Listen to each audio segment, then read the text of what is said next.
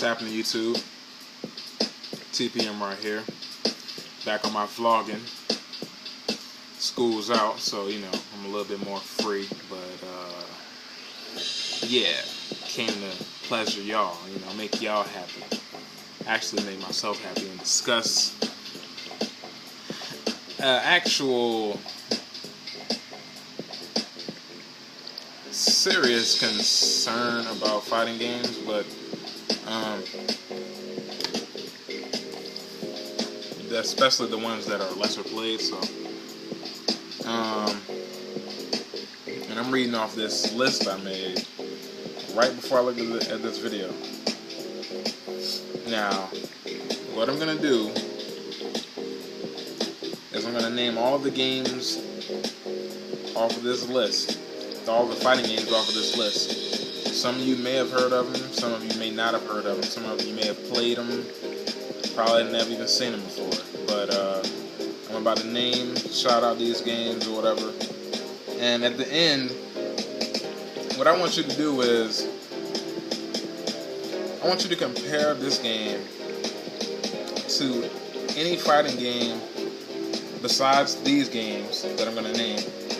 Compare them to any fighting game that has been released from 2011 to 2013. Now, some of you may think that by the time I get done with this list, that the fighting games that have been released from 2011 to 13, from 2013, you know, it probably may not be that much left, but nah, it's some left. But and see, me, what I'm gonna do is, and also, if you would, along with comparing them from fighting games within those years, compare it to one of the worst fighting games that was released this year. And I'll say that after I name these games. Alright, let's go. First game is called Aquapazza, and it's out for PS3 and arcade. Second game is a fighting game called Yatagarasu.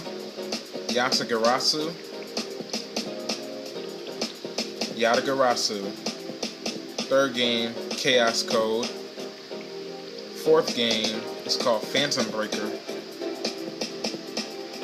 Fifth game is called Guilty Gear Xrd. Yeah, I said it. Persona 4 Arena. The next game is called Under Night in Birth. The next game after that is called Groove on Fight. Virtua Fighter 5 Final Showdown. Melty Blood. Arcana Heart. Skullgirls.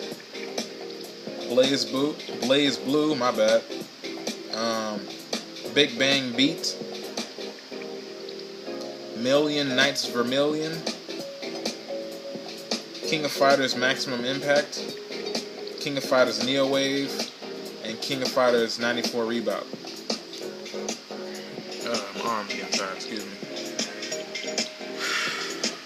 Now I know, you know, when we tend to do things our way, we kind of get stuck in that, you know, in our ways and stuff.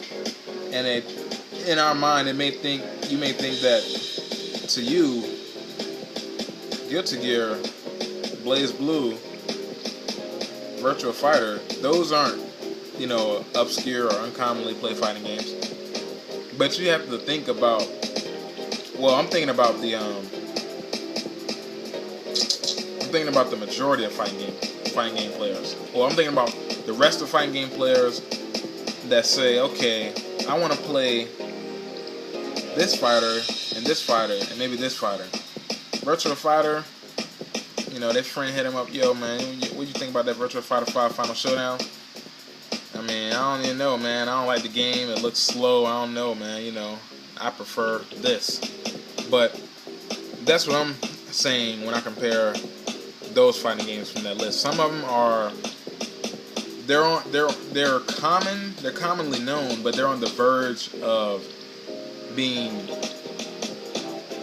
lesser played, or, you know, not commonly played. So that's what I mean when I name all these fighters. And some of these fighters aren't all for console. Some of these are for arcade. Some of them are in Japan strictly. Arcade, PC games.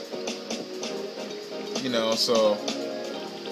But alright, yeah. I want you to compare every game that I named from that list. And if you didn't hear me correctly, I will spell out every game's name correctly in the description of this video. And now, you know, if you want to look the game up, you can look it up. You can look it up or whatever. I might put the links from GameFAQs.com or whatever. You can look up some other information. I might vlog about these games some more in a separate vlog. But I want you to compare the games I named to the list from 2011 to 2013. Those fighters that came out within those years. And the worst, and also I'd like for you to compare it to one of the worst fighting games that was released this year. I think that the worst fighting game released this year is Divekick. So with that in mind, it's been very cool doing this vlog. When you look at the video, you be like, oh man.